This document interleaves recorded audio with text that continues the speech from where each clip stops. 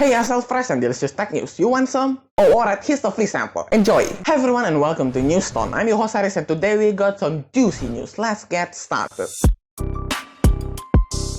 OnePlus has confirmed the launch date of the brand new Nord 2 5G. The next Nord is right around the corner and the first batch of teaser has appeared online. Today we just received an official confirmation that it will arrive on July 22nd at 7:30 p.m. The company also confirmed the Nord 2 will be powered by the MediaTek Dimensity 1200 chipset. Specs have also leaked, suggesting a Full HD plus 90Hz 6.53-inch AMOLED display and a 4500 mAh battery. The OnePlus Nord arrived with a price tag of $399, and we can expect the Nord 2 5G to cost more or less the same. Very cheap, but this next not. Geekbench released OnePlus 9 and 9 Pro over benchmark manipulation allegation.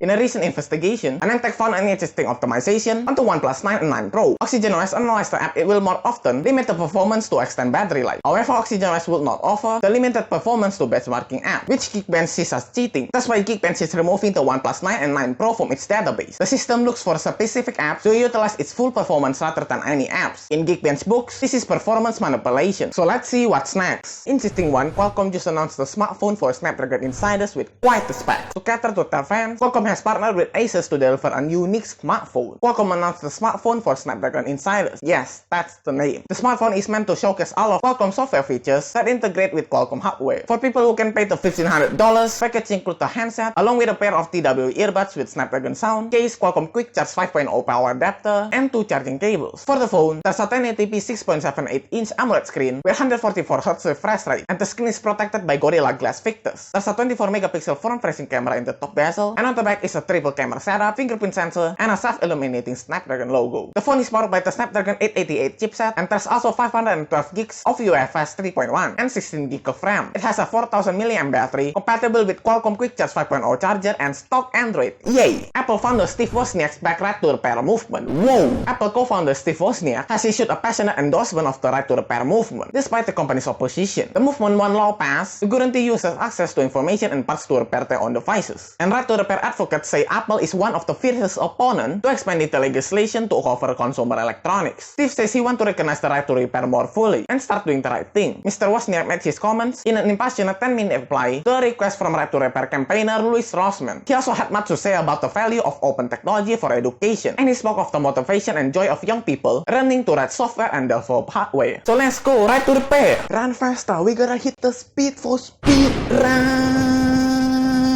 Going to Weird Town, China's Midnight Patrol cracks down on young gamers. Chinese gaming giant Tencent is rolling out facial recognition to stop children playing between 10 p.m. and 8 a.m. This technology will stop tricks circumventing the government curfew, introduced back in 2019. The ban requires gamers to register with their official IDs, linked to a national database. But children are very smart, and now anyone playing for a certain length of time will require a facial scan to prove they are an adult. Tencent started testing the system in 2018, but it will now cover more than 60 games from the biggest company. Well, let's see how it goes. Volkswagen and BMW will find $1 billion for colluding to make dirtier cars. Volkswagen, Audi, Porsche, BMW, and Mercedes-Benz parent company Daimler spent years illegally colluding to slow the deployment of cleaner emission technology, says the European Union. The EU's executive branch hit the Volkswagen Group and BMW with a collective 875 million euros fine for their role in the scheme. Volkswagen Group must pay 502 million euros, while BMW will pay 370 million euros. Daimler, however, evaded a 727 million fine because the automaker revealed the collusion to the regulator.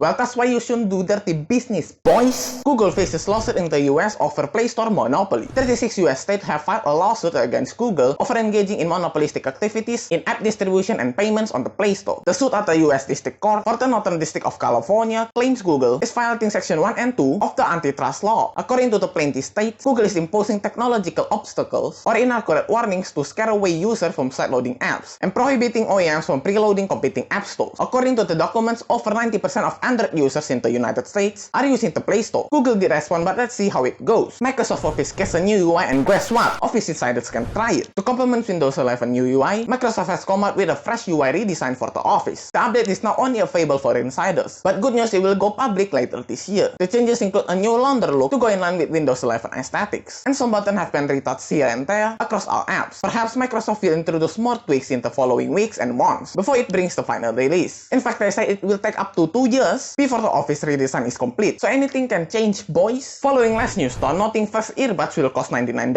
and features noise cancellation. Just a reminder that set to announce on July 27. The company's founder Carl has told TechCrunch that the Nothing Ear 1 will cost $99 and will feature ANC. Each earbud will be equipped with 3 mics to enable ANC and will be released initially in the UK, India, Europe, and North America. Co-founder OnePlus is using the Ear 1's noise cancellation to position the earbuds as a competitor to Apple's $249 AirPods Pro. So this better be good, Carl. Based on my calculation, this episode is going to end right now. So come back on Monday for more juicy tech news like this one and subscribe so you won't miss it. Alright, peace out.